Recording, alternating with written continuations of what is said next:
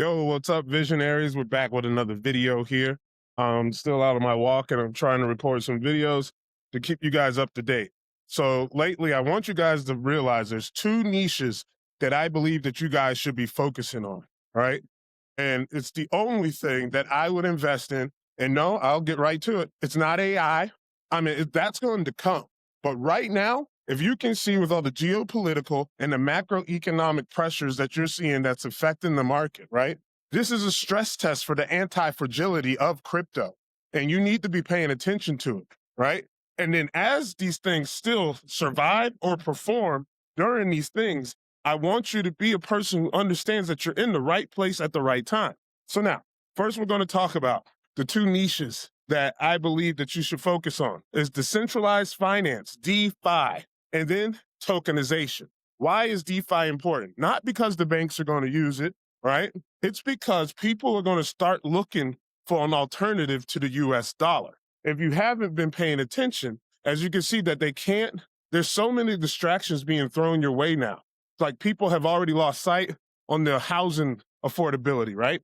Then you see that they released a ton of foreclosures, even though President Trump had said that private equity cannot buy homes there for people. Who do you think are going to buy these foreclosures from the bank, right? But what I want you to also focus on is that what are they going to do about that? What is tokenization? What's the significance of tokenization and why is it a good investment? And it's not like the crypto moon boy stuff. I'm not saying this as like a 5, 10x and all this other stuff, even though that stuff is very likely to happen. And it's going to come from stuff that in the past, people called them boomer coins. See, I'm talking about like projects like Ondo, Proppy, Ethereum, Avalanche. There's some other projects out there like Monad, and there's a bunch of other projects too that I want you guys to focus on. And then even the XRP, right? Like I want you guys to stop being so tribalistic. Like just because I don't like something doesn't mean I won't purchase it, right? I actually prefer to buy something that I don't really believe in because it's easier to sell to take profit. Never marry your bags is one of the biggest things in crypto. But what I want to tell you that whether you like XRP or not, but I'm telling you, being a bag holder, like the people in the XRP army want you to be, well, because you're waiting for this switch to flip, and then you get $10,000 XRP and it can happen overnight. Yeah, maybe, right? But the way you build your portfolio is that you have a portion that you're willing to sell, and then you have a portion of your bag that you're willing to build. It's just that simple, and you can do this with anything. And once you start realizing that you can structure your portfolio any kind of way, you can give yourself exposure to multiple different projects, but you also don't want to stretch your money too thin, meaning that you had $10,000 in, but you got 10 different projects and you only have $1,000. And then so when one goes up 200%, and then that's not real strategy and that's not something else that you can do. And so once you start realizing that the more and more you start focusing on like everything else other than just how much money you're going to make, like the way those guys in the suits are going to do it, right? The people in the suits are going to do it the exact same way that like the only difference is the guy has a suit. There's a guy who probably owns a construction company who's better with money than a guy who's on suits in Wall Street, right? And then so when you look at where everything is going, and that the more and more you start thinking about everything else that you're trying to do, right? The more you start thinking about like just protecting your nut, like your money, your family, your house, and the things that you own, that's the only thing that's important. All the other bullshit is unnecessary. You don't have to do that. Like all you have to do is focus on the things that matter to you. Because once you start doing all this other stuff for everyone else, you take away from the things that you actually say you care about. And that's what I want you to focus on is that be the person that you say you are. If you care about this, do that, you know? And then it's like, you don't have to do anything. There's only 3 things you have to do: eat, sleep, and die. And some people always say that you gotta shit, you know, and things like that. But there's only 4 things. We'll say 4 things that you have to do.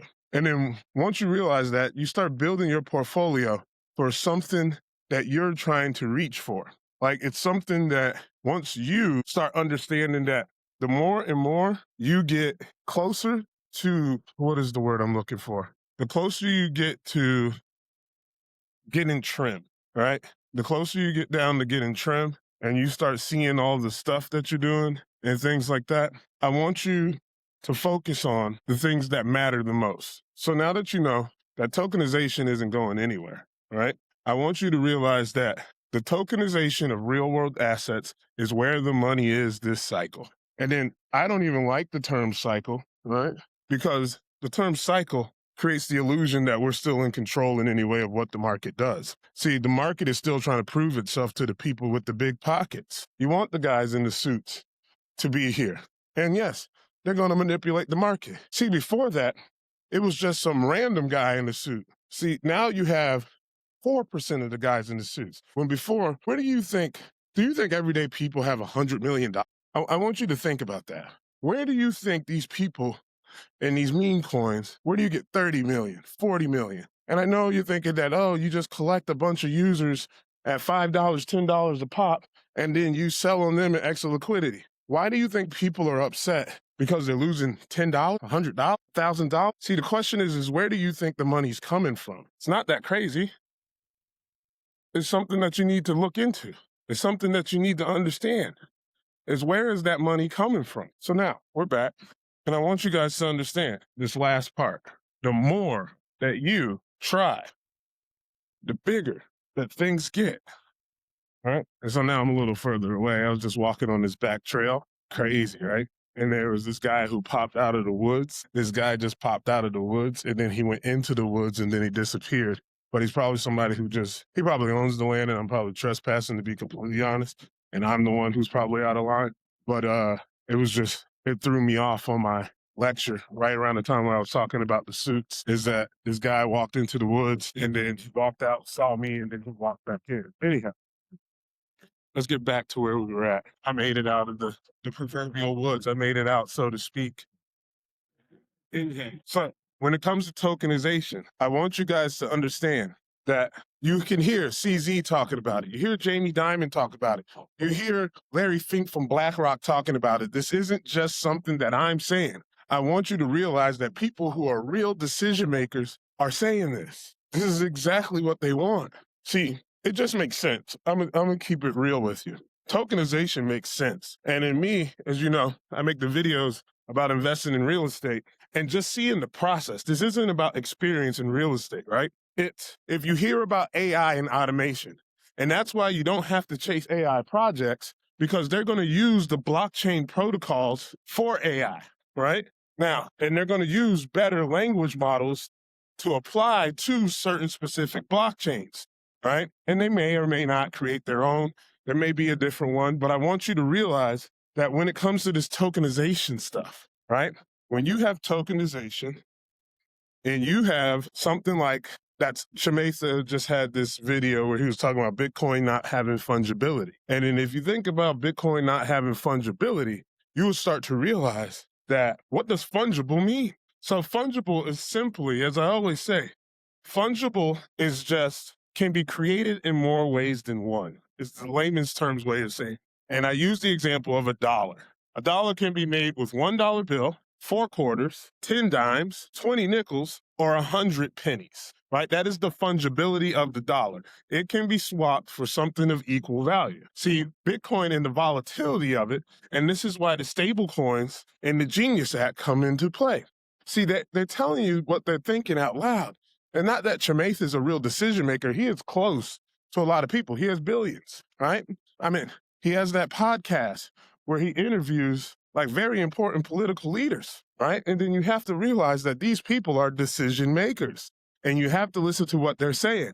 And then a lot of us, and because of, when I say us, like retailers is what I would say, when it comes to investing, we get so bent up on trying to be important that we forget that we're not very important. And then because of our ego and our pride about how we need this contributions, like you hear people talk about it. Think about this. You hear this a lot when it comes to people talking about how a content creator isn't making a contribution to society, right? And then you think about like the guy who's bagging groceries, the guy who's getting carts. Like, what is a contribution at this point, right? And then you see how people make statements like that as if someone's occupation solely supposed to be something that contributes to society, right? And then we always say this crap, and it frustrates me because so many of you subscribe to that belief and you hear that bullshit, right? So then when somebody talks about like, oh, it has no intangible value, right? Well, let's talk about gold's value and the thing that it does, right? Let's just talk about why do people say gold has real value? And I want you to think about how many people are financially illiterate, right? Many of them don't understand math, understand quantum physics, right? They don't have any type of knowledge of engineering of any sort. If you go and hand them a gold bar, what is it that gives it value to them that somebody else finds it valuable, right? Not that they know what to do with it. It's just like the jewelry, right? Me, I don't wear gold. So when someone tells me the value of jewelry, I don't see it because to me, it's not valuable. But I also do know that there's a lot of people out there who likes it. And this is what I'm trying to tell you about Bitcoin, that once you start realizing that it's not whether or not you like it or not, it's how many people are interested in it. And what is the quality of the person who's interested in it, right? It's like, see, a lot of people don't value freedom. They value control more than they value freedom. How do you know that? Watch when somebody who makes content about making cookies talks about a social issue or a political issue. Calvary comes up. I think you need to stick to cookies, dog, right? Shut up and dribble, right? Stick to crypto, bro. You don't know anything about this. That's what I mean. People like control more than they like freedom. People don't want freedom of speech. People don't want any of that crap. They want to control their peers. See, elitists knows that. And this is what I'm talking about. There's only going to be a select few of people who are designed to be self-sovereign. See, I gave up on that whole spiel that Bitcoin is going to be the people because even though this quote that I'm about to use, it wasn't actually Harriet Tubman, but it was a quote that was associated that Harriet Tubman had a legend. She was like, I freed 1,000 slaves, but I could have freed 1,000 more if only they knew they were slaves, right? And this isn't about who said it or who quoted it or anything else like that. It's about how does it resonate? What is it about it that is significant? What does it mean that somebody could have been free if they had known? Because a lot of people are asleep at the wheel. They don't want to believe that they're indoctrinated. And because of that, many people do not understand all of the trials and tribulations of everything that goes with everything else that you're doing, right? And as long as you don't know that you're a slave, you can never rebel because you think it's like the Matrix, where he's like, here's the thing, when the woman in the red dress, is that he was like, tons of these people are so dependent on the system that they want to they'll fight to keep the system intact because it's all that they know, right? And that's where the blue pill comes from. And then once you realize that those people still exist, see, that's why I call the smartphone the Matrix, because out here, I get to walk, and you don't see anybody in this video. This is a public park, right? There's very few people out here today, right? I can have a conversation, and you guys have to wait for me to hit upload on this video for you to contribute to this conversation. And this is what I want you guys to understand, that the more and more you guys wake up, the more and more you want to unplug, which leads to my next point, is what is the next cycle? What is the next contribution that people are going to make? What is the next thing that's going to drive the market upward? See, it's not even the Clarity Act anymore like I thought.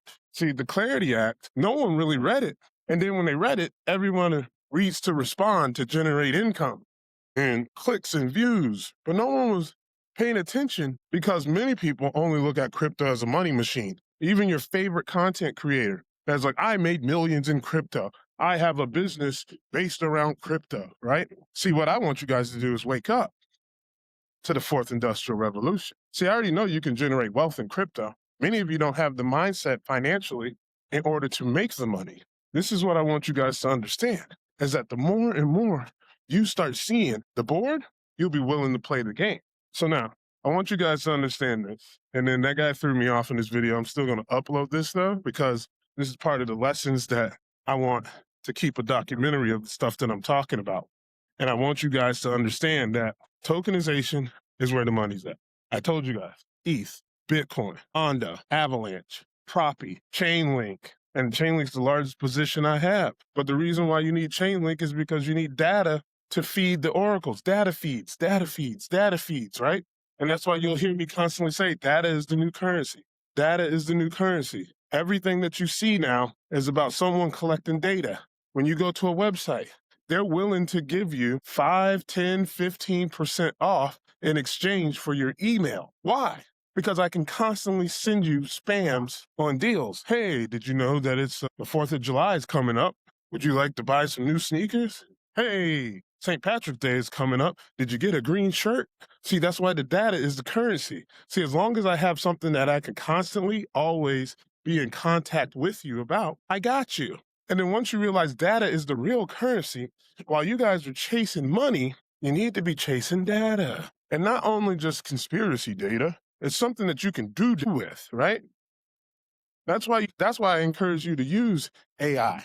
AI's already got the data. See, ChatGPT is already stealing from people. And then there's no, like, you can be ethical all you want and say, like, I'm just not going to steal from anybody.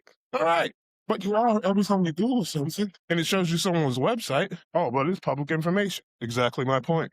The stuff that ChatGPT is stealing and redistributing to you. And I know there's other stuff that they do and that it's a pretty strong racket that they have. But you have to start realizing that you got to start using this data in order to push yourself forward. Like right now, like I used to make courses to explain things, but I still make courses. But a lot of it's not, you shouldn't make a course about Google, something that can be Googled or put into a large language model. You have to make courses about actionable tasks. And that's what it is. So when you see a video, somebody should be walking you step by step on how to do something, right? And giving you a video example of how to do it. Anyone can read a text and do it, but there's a difference between reading the text and watching a YouTube video, right? And see, the reason why you need a course, because someone like me, I'm scatterbrained. Like, and if you're not like that, more power to you. But I'm somebody who, in order for me to focus, I don't need you to suggest me a new video. I definitely don't want you to give me an ad for my favorite software program that sponsored this video. See, I don't like that shit. I just want you to show me how to do the thing that I've typed in the search bar to learn how to do. And that's why I want you guys to understand is that many of you are too busy trying to be cynical and negative that's what's fucking you guys up. So anyhow, guys, if you like this type of content, hit like, subscribe to the channel. I'm trying to reach 100,000, trying to help individuals survive in the 4th Industrial Revolution. Inside of my community, I'm giving you actionable steps on how you can make money. You want to know what to buy? It's inside of my community, right? You want to know how to buy it? It's inside of my community, right? All you have to do is look through it yourself. I go live in there all the time, have Q&As that you guys, whether you guys show up or not, is one different thing or not. But what I want you guys to understand is that I put that together so there's one place where you can always reach me. I'm not picking up my phone to talk crypto with people all the time. Not doing that because I value my time. And if you want some hands-on guidance and you want me to pick up the phone for you, you need to consider mentorship because I'll give you the steps and then you have to check the steps. But if you haven't did the first step, what is there to talk about? You already decided to invest. And now let's work from there. Well, guys, have a good day.